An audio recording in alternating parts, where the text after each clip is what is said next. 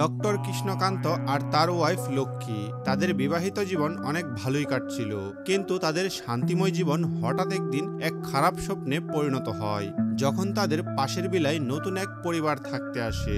আর ওই বিলায় উঠতি বয়সী মেয়ে জেনির উপরে ভূতের নজর পড়ে। বন্ধুরা, আজ আমি নিয়ে এসেছি এক রহস্যে ঘেরা ভয়ঙ্কর হরর মুভির গল্প, যার নাম আভাল। এই সিনেমায় শুধু হরর নয়, মুভিটিতে রয়েছে এমন কিছু টুইস্ট যা তোমার মাথা ঘুরিয়ে দেবে। তাহলে চলুন আর কথা না বাড়িয়ে সরাসরি ডুব দেওয়া যাক অজানা আতঙ্ক টুইস্টার রহস্যে মোড়া এই গল্পের গভীরে।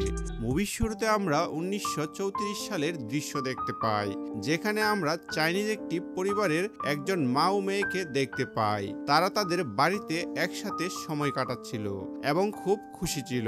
এরপরই দৃশ্যটি পাল্টে যায়। এবার আমরা ডাক্তার কৃষ্ণকান্ত আচার্যকে দেখি, যাকে আমরা ছোট করে ক্রিস বলে ডাকবো। তিনি একজন সফল নিউরোসার্জন, যিনি তার স্ত্রী লক্ষ্মীর সাথে হিমাচলের রুজিনা ভ্যালির পাহাড়ে থাকেন। তাদের দুজনের জীবন বেশ ভালোই চলছিল। তাদের লাভ ম্যারেজ হয়েছিল, তাদের মধ্যে গভীর ভালোবাসাও ছিল। সব মিলিয়ে তারা খুব সুখী একটি ছোট্ট পরিবার ছিল। একদিন তাদের পাশের বাড়ি, যা কিনা বহু বছর ধরে খালি পড়েছিল, সেখানে একটি পরিবার থাকতে আসে। সেই পরিবারের প্রধান হলো পল ডি কস্টা আর তার স্ত্রী লিজি ডি কস্টা। তারা স্বামী স্ত্রী এবং তাদের দুই মেয়ে ছিল। বড় মেয়ের নাম জেনি আর ছোট মেয়ের নাম সারা। এখানে লক্ষণীয় ব্যাপার হলো লিজি এখানে সারার নিজের মা হলেও জেনির সৎ মা, কারণ পলের প্রথম স্ত্রীর মৃত্যু 7-8 বছর আগে হয়ে গিয়েছিল এবং তারপর সে নিজের সন্তানদের জন্য লিজিকে বিয়ে করে। একদিন জেনি আর সারা বাড়ির বাইরে খেলতে খেলতে লক্ষ্মীর বাড়িতে আসে এবং তার সাথে কিছুক্ষণ কথা বলে। সেখানেই জেনির নজর প্রথমবার ক্রিসের ছবির উপর পড়ে। ক্রিসকে তার খুব আকর্ষণীয় মনে হয়। তখনই পলের ফোন আসায় তারা দুজন নিজেদের বাড়িতে চলে যায় এবং লক্ষ্মীকে হাউস ওয়েলকামিং পার্টির নিমন্ত্রণ দিয়ে যায়, অর্থাৎ গৃহপ্রবেশের জন্য করা পার্টি। পরের দৃশ্যে ক্রিস ও লক্ষ্মী পলের বাড়িতে পার্টিতে যায়। সেখানে জেনি ক্রিসকে দেখে মনে মনে পছন্দ করতে শুরু করে। ক্রিস পলের সাথে কথা বলছিল আর লক্ষ্মী লিজির সাথে গল্প করছিল। কিছুক্ষণ পর ক্রিস যখন একা দাঁড়িয়েছিল, তখন জেনি সেখানে এসে তার সাথে ফ্লার্ট করার চেষ্টা করে। যদিও ক্রিস বিষয়টিকে হালকাভাবে নেয়, কারণ তার চোখে জেনি ছিল একটি বাচ্চা মেয়ে। এরপর কয়েক ঘন্টা কেটে যায়। ক্রিস বাড়ির মধ্যে ঘোরাফেরা করছিল, তখন সে সারাকে জানালার কাছে দাঁড়িয়ে বাইরে তাকিয়ে থাকতে দেখে। ক্রিসও তার কাছে গিয়ে বাইরে তাকাতেই দেখতে পায় বাড়ির বাইরে থাকা কুয়োর ধারে জেনি দাঁড়িয়ে আছে এবং হঠাৎ করে সে কুয়োর মধ্যে ঝাঁপ দিয়ে দেয়। ক্রিস সঙ্গে সঙ্গে পলকে এ ব্যাপারে জানিয়ে কুয়োতে গিয়ে ঝাঁপ দেয় এবং জেনিকে বাঁচানোর চেষ্টা করে। কিন্তু প্রথম চেষ্টায় সে জেনির জায়গায় অন্য একটি ভুতুড়ে মুখ দেখতে পায়, যা দেখে সে ভয় পেয়ে যায়। কিন্তু দ্বিতীয় চেষ্টায় সে জেনিকে বাঁচিয়ে কুয়ো থেকে বাইরে নিয়ে আসে। এরপর ক্রিস বাড়ি ফিরে আসে, কিন্তু সে কিছুটা চিন্তিত ছিল, কারণ সে কুয়োর মধ্যে একটি ভুতুড়ে অবয়ব দেখেছিল। তখন লক্ষ্মী এসে তার উপরে রাগ দেখায়, কারণ সেখানে এত লোক থাকা সত্ত্বেও সে কেন কুয়োতে ঝাঁপ দিল।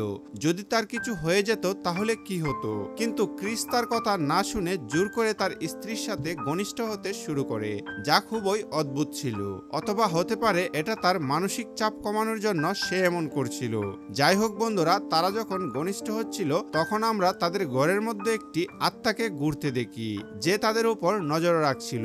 অর্থাৎ এখানে বোঝা যায় কিছু একটা তো অদ্ভুত ঘটেছিল। রাত 3টের সময় হঠাৎ করে তাদের বাড়ির ডোরবেল বেজে ওঠে। ক্রিস তখন দরজা খুলতেই দেখে বাইরে পল দাঁড়িয়ে আছে। সে জানায় জেনির খিঁচুনি উঠেছে। ক্রিস যেন তাড়াতাড়ি তাদের বাসায় আসে। ক্রিস সেখানে গিয়ে দেখে জেনি অদ্ভুত হিংস্র আচরণ করছে।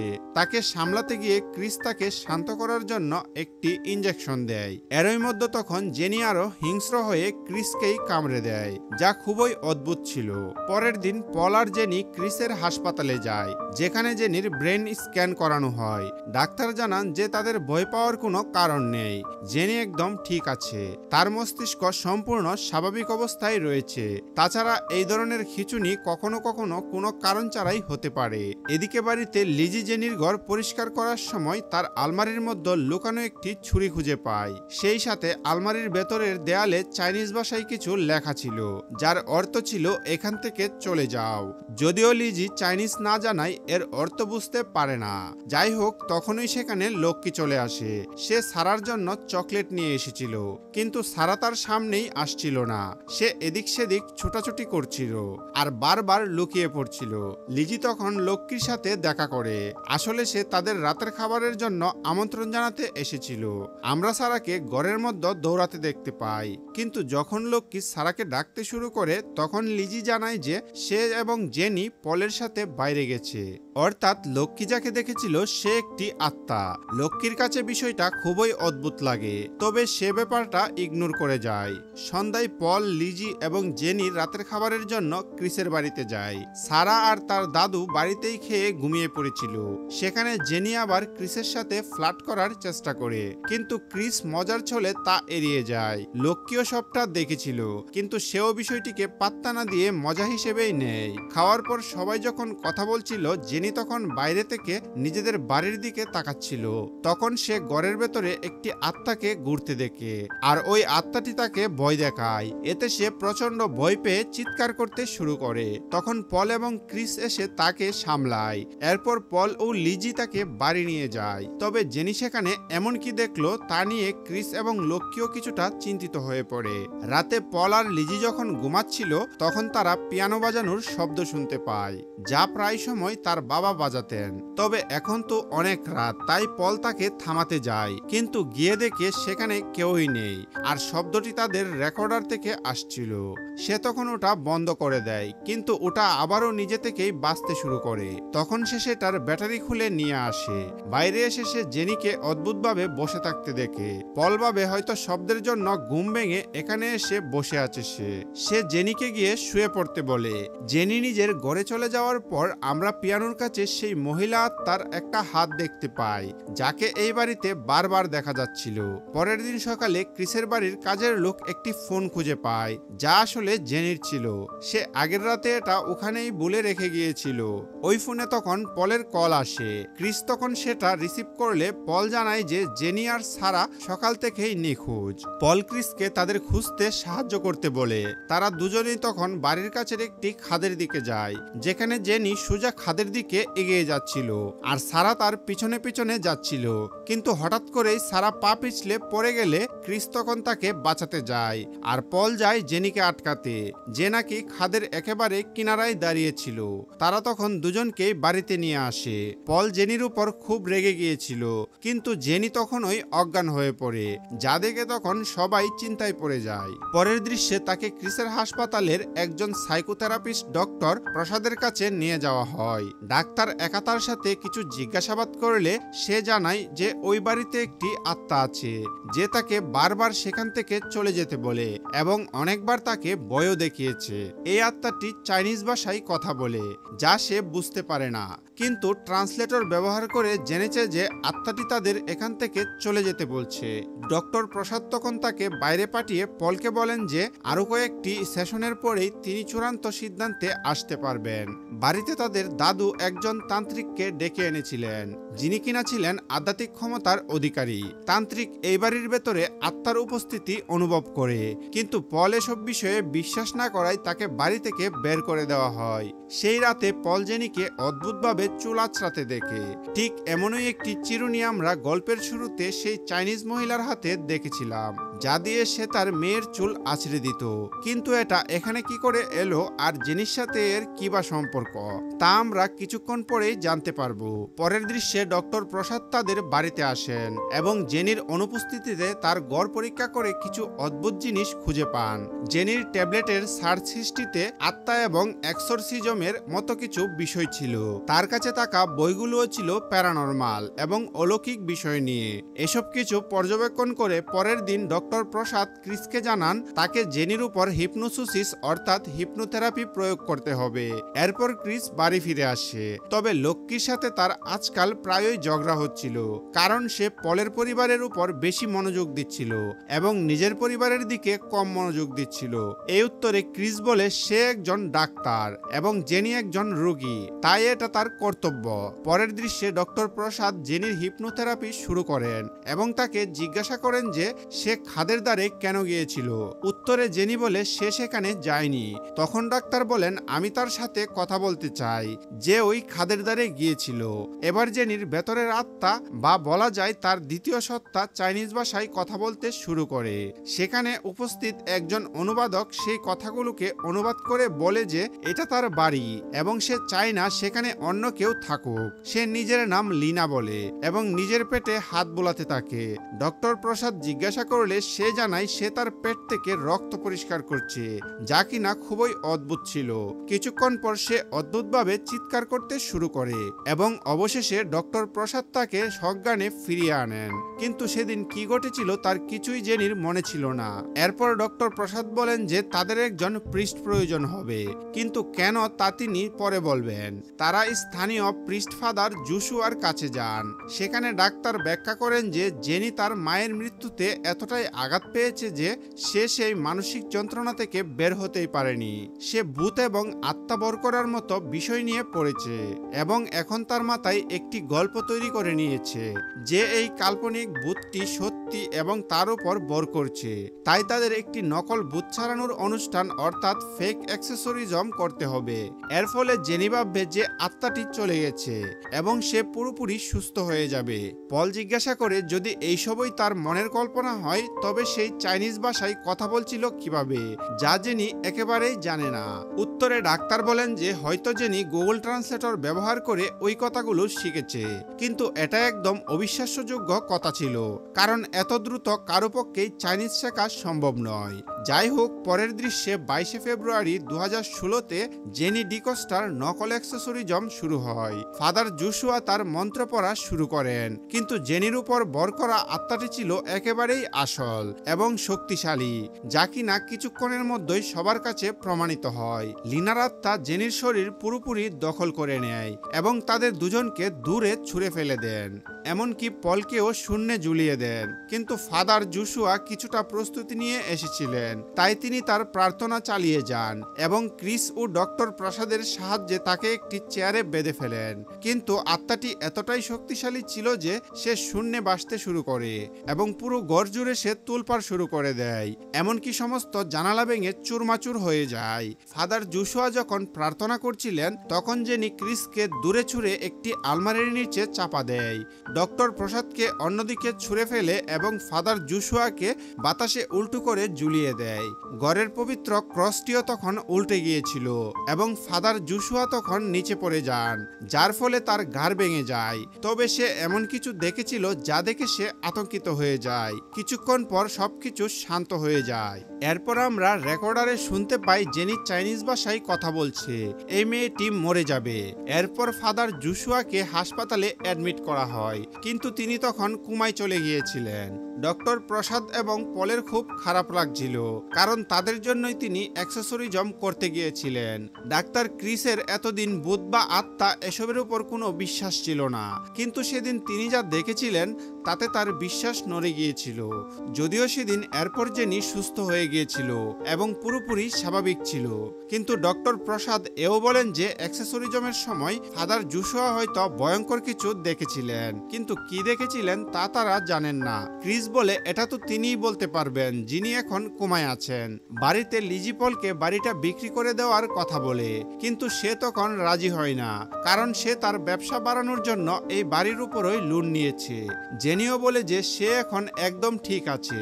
রাতে আমরা পলের বাড়িতে কাজের মহিলাকে একটি পুতুলের সাহায্যে কিছু তান্ত্রিক ক্রিয়া করতে দেখি। পল সেখানে এসে রেগে গিয়ে বলে এসব কি হচ্ছে। উত্তরে মহিলাটি বলে যে বাড়ি থেকে জিনিসপত্র উধাও হয়ে যাচ্ছে, বাজে গন্ধ আসছে, তার মনে হয় এই বাড়িতে এখনো ভূত আছে, তাই সে পুজো করছে। কিন্তু পল তার কথা না শুনে তাকে বকাঝকা করে এসব বন্ধ করতে বলে। রাতে যখন সবাই ঘুমিয়ে পড়ে তখন একটি আত্মা সেই কাজের মহিলার কাছে এসে তাকে ভয় দেখিয়ে মেরে ফেলে। তার শরীরটাও সেই পুতুলের মতোই বিকৃত করে ফেলে। এর মানে হলো এই আত্মাটি অত্যন্ত প্রতিহিংসা পরায়ণ এবং নিষ্ঠুর। পরের দিন সকালে পল কাজের মহিলাটিকে কোথাও খুঁজে পায় না, তার ঘরে গিয়েও তাকে দেখতে পায় না, কিন্তু খাটের নিচে সেই পুতুলটিকে পড়ে থাকতে দেখে, যেখানে মহিলাটিকে মেরে ফেলা হয়েছিল। এবার তার মনে অমঙ্গলের আশঙ্কা হয় এবং সে তান্ত্রিককে আবার বাড়িতে ডেকে পাঠায়। অর্থাৎ অবশেষে তার বিশ্বাস হয় যে আত্মা বা ভূত সত্যিই রয়েছে। অন্যদিকে আমরা ক্রিস এবং লক্ষ্মীকে দেখি। লক্ষ্মী ক্রিসকে সুখবর দেয় যে সে গর্ভবতী। এই খবর শুনে তারা দুজনেই তখন খুব খুশি হয়, বিশেষ করে ক্রিস। এদিকে পলের বাড়িতে সেই তান্ত্রিক এসে আত্মার সাথে যোগাযোগ স্থাপন করে কিছু তথ্য জানতে পারে। সে জানায় যে এই বাড়িতে দুটি আত্মা আছে যারা পল এবং তার পরিবারকে এখান থেকে তাড়াতে চায়, কিন্তু আরো একটি আত্মা আছে যে কিনা তাদের এখানেই আটকে রাখতে চায় এবং সে এখন তাদের পরিবারের সাথে জুড়ে গেছে। তারা যেখানেই যাক না কেন সেই আত্মা তাদের পিছু ছাড়বে না। যে দুটি আত্মা তাদের তাড়াতে চায় তারা হলো সেই চাইনিজ মা ও মেয়ে, যাদের কিনা আমরা সিনেমার শুরুতেই দেখেছিলাম। তান্ত্রিক তখন সবাইকে জানায় যে এখানে সবাই মারা যাবে। রাতে সেই মা ও মেয়ের আত্মা ক্রিসের স্বপ্নে এসে তাকে ভয় দেখায় এবং সকালে তারা লক্ষ্মীর সামনেও আবির্ভূত হয়, যার ফলে লক্ষ্মীও ভয় পেয়ে পড়ে যায় এবং তাকে তখন হাসপাতালে ভর্তি করতে হয়। ডাক্তার তাকে পরীক্ষা করে জানান যে তাদের বাচ্চা ঠিক আছে, শুধু লক্ষ্মীকে কিছুদিন সম্পূর্ণ বিশ্রামে থাকতে হবে। আমরা ডক্টর প্রসাদকেও দেখি, যিনি সেই বাড়ির ইতিহাস নিয়ে খোঁজখবর করছিলেন। এদিকে ক্রিস একটি সার্জারির সময় সেই আত্মাদেরকে দেখতে পাওয়ায় তার হাত থেকে একটি ভুল হয়ে যায়। যদিও রোগী বেঁচে যায়, কিন্তু কর্তব্যে অবহেলার কারণে তাকে কিছুদিনের জন্য সাসপেন্ড করা হয়। ডক্টর প্রসাদ তখন ক্রিসের সাথে দেখা করে জানান যে ওই বাড়িতে ভয়ঙ্কর কিছু ঘটেছিল এবং তার একমাত্র প্রত্যক্ষদর্শী এখনো কাছের একটি গ্রামে বেঁচে আছেন। তারা দুজনে সত্যিটা জানার জন্য সেখানে রওনা দেন।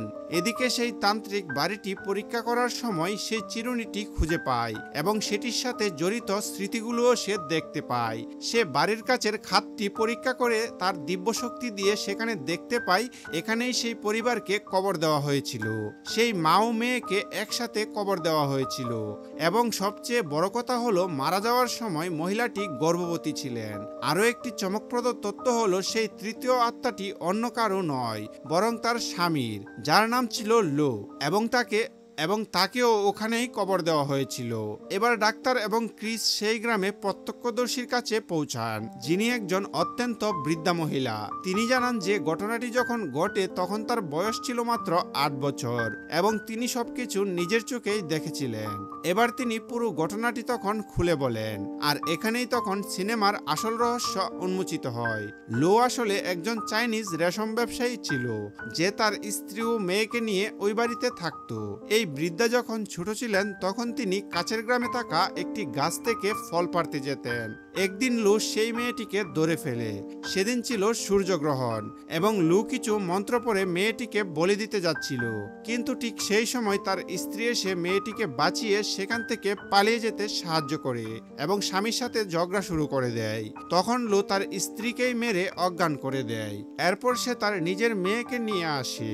আসলে সে ছিল একজন শয়তানের উপাসক, যে একটি ছেলে সন্তানের আশায় নিজের মেয়েরই বলি দিয়ে দেয়।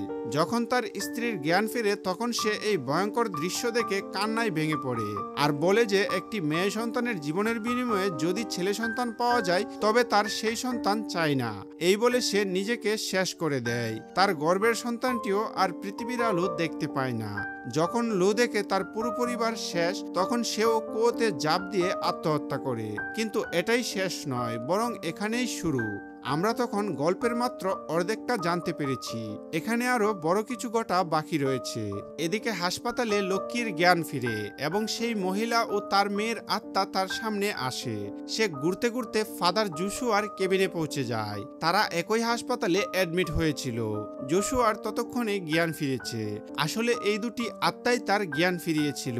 এদিকে ক্রিস ও ডক্টর প্রসাদও গ্রাম থেকে ফিরে আসে। লক্ষ্মী ক্রিসকে ফোন করে জানায় যে হাসপাতাল থেকে ছাড়া পেয়ে পলের বাড়িতে যাচ্ছে। তারা সেখানে পৌঁছালে দেখে পলের পুরো পরিবার এবং সেই তান্ত্রিকও সেখানে উপস্থিত। লক্ষ্মী জানায় যে আজ আবারও সূর্যগ্রহণ এবং সে জানতে পেরেছে যে আত্মারা আজ কাউকে হত্যা করবে, তাই তাদের জেনিকে লুকিয়ে রাখতে হবে। সে ক্রিসকে নিয়ে জেনিকে খুঁজতে তার ঘরে যায়, কিন্তু সেখানে সে ক্রিসকেই ঘরের মধ্যে আটকে দেয়। আর এবার আমাদের সামনে আসে গল্পের দ্বিতীয় এবং সবচেয়ে বড় রহস্য। আমরা দেখেছিলাম যে ওই চাইনিজ পরিবারের স্ত্রীর আত্মা লিনা জেনির উপর বর করেছিল, কিন্তু তার উদ্দেশ্য ছিল পরিবারটিকে সেখান থেকে তাড়িয়ে দিয়ে তাদের রক্ষা করা, কোনো রকম ক্ষতি করা নয়। কিন্তু লু অর্থাৎ সেই মহিলার স্বামীর আত্মার কি হবে? আসলে তার আত্মা বর করে আছে ক্রিসের উপর। আর আজ সূর্যগ্রহণের দিন, তাই লু বলি দেওয়ার পরিকল্পনা করছে। এই কথাটি লক্ষ্মীকে ফাদার জোশুয়া জানিয়েছিল। সেদিন এক্সোরসিজমের সময় যে তিনি ভয়ঙ্কর জিনিসটি দেখেছিলেন তা ছিল আসলে ক্রিসের উপর লুয়ের আত্মার বর, এবং সেই আত্মাই ফাদারের গাড় ভেঙে দিয়েছিল। সেই সঙ্গে ডক্টর প্রসাদও এটা জেনে গিয়েছিলেন যে লুয়ের জন্ম তারিখ আর ক্রিসের জন্ম তারিখ একেবারেই এক, মানে সালটা আলাদা কিন্তু মাস আর তারিখটা একদম এক। আর তিনি এটাও জানতে পেরেছিলেন যে ক্রিস লুয়ের দ্বারা পজেস্ট হয়ে আছে, তাই ক্রিস তাকে আগেই মেরে ফেলেছিল, অর্থাৎ ডক্টর প্রসাদকে সে আগেই শেষ করে দিয়েছিল। এখন সত্যিটা তো সবার সামনে চলেই এসেছিল, আর তারা তখন ক্রিসকে ঘরের মধ্যেই আটকে দেয়, কিন্তু সে দরজা ভেঙে বাইরে চলে আসে আর সারার পিছু করতে শুরু করে। সে এতটাই শক্তিশালী ছিল যে কেউই তাকে আটকাতে পারছিল না। সে সবাইকে কাবু করে সারার কাছে পৌঁছে যায় আর তাকে মেরেই ফেলতে যাচ্ছিল, কিন্তু তখন ওই লক্ষ্মী তাকে বলে যে যদি একটি বাচ্চা মেয়েকে মেরে সে ছেলে সন্তান হয় তাহলে সেই সন্তান তার চায় না। এই একই কথা লুয়ের স্ত্রীও তাকে বলেছিল। এতে করে সে তখন বিভ্রান্ত হয়ে যায় আর সারাকে ছেড়ে লক্ষ্মীর উপর আক্রমণ করে, কিন্তু বাকিরা এসে তাকে তখন আটকায়। কিন্তু সে এতটাই শক্তিশালী ছিল যে সে সবাইকেই কাবু করে তাদের শরীরকে এরকম ভাবে আঁকড়ে ফেলে। এখন তাকে আটকানোর মতো কেউই ছিল না। যেই তার সামনে আসছিল সেই তাকে আটকাতে পারছিল না। এখন তার সামনে একটি ছোট্ট বাচ্চা মেয়ে আছে।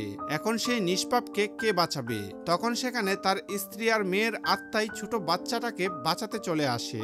সেই দুজনের আত্মা সেখানে আসে, লুয়ের আত্মার সাথে লড়াই করতে শুরু করে। লুয়ের উদ্দেশ্য আবারও সেই একই ছিল, মেয়ে বলি দিয়ে ছেলে সন্তান পাওয়া। আর এখানে এমন কোনো ব্যাপার ছিল না যে তাকে নিজের বাড়ির মেয়েরই বলি দিতে হবে। সে সন্তানের জন্য যে কোনো মেয়ের বলি দিতে পারত। কিছুক্ষণের মধ্যেই সূর্যগ্রহণও শেষ হয়ে যায় আর পবিত্র আলোতেই সেই তিনটি আত্মাই এই পৃথিবী থেকে চলে যায়। লুয়ের আত্মা তো স্বাভাবিকভাবেই নিজের পাপের শাস্তি ভোগ করার জন্য নরকে যায়, আর সেই মা ও মেয়ের আত্মা তাদের ভালো কাজের জন্য স্বর্গে গিয়ে এত বছরের বন্দিদশা থেকে মুক্তি পায়। আর এরপর 4 বছর কেটে যায়। ক্রিস আর লক্ষ্মী এখন গোয়াতে থাকে। একদিন তাদের সাথে দেখা করতে পল আর জেনি আসে, কারণ জেনি এখন আরো পড়াশোনার জন্য বিদেশ যাচ্ছিল। সে ক্রিসকে তার ছেলে ঋষিকে ডাকতে বলে। আমরা ঋষিকে দেখতে পাই, তার সাথেই একটা ফ্ল্যাশব্যাকও দেখানো হয়। অতীতে যখন জেনিকে বাঁচানোর জন্য ক্রিস কুয়োর মধ্যে ঝাঁপ দিয়েছিল তখন সেখানে লুয়ের আত্মা তাকে পজেস্ট করেছিল, কারণ লু সেই কুয়োতে ঝাঁপ দিয়েই নিজের প্রাণ দিয়েছিল। এরপর রাতে যখন ক্রিস অদ্ভুতভাবে তার স্ত্রীর সাথে ঘনিষ্ঠ হচ্ছিল তখন সেখানে আসলে লু ছিল, ক্রিস ছিলই না। এখন এখানে ঋষি ক্রিসের ছেলে হলেও সে আসলে লুয়ের অংশ। আর লুয়ের আত্মা নরকে যাওয়ার আগে এটা বলেছিল যে সে আবারও ফিরে আসবে, আর তার ফিরে আসার মাধ্যম অন্য কেউ নয় বরং ঋষিই হবে। আর এই টুইস্টের সাথেই মুভিটি এখানেই শেষ হয়ে যায়।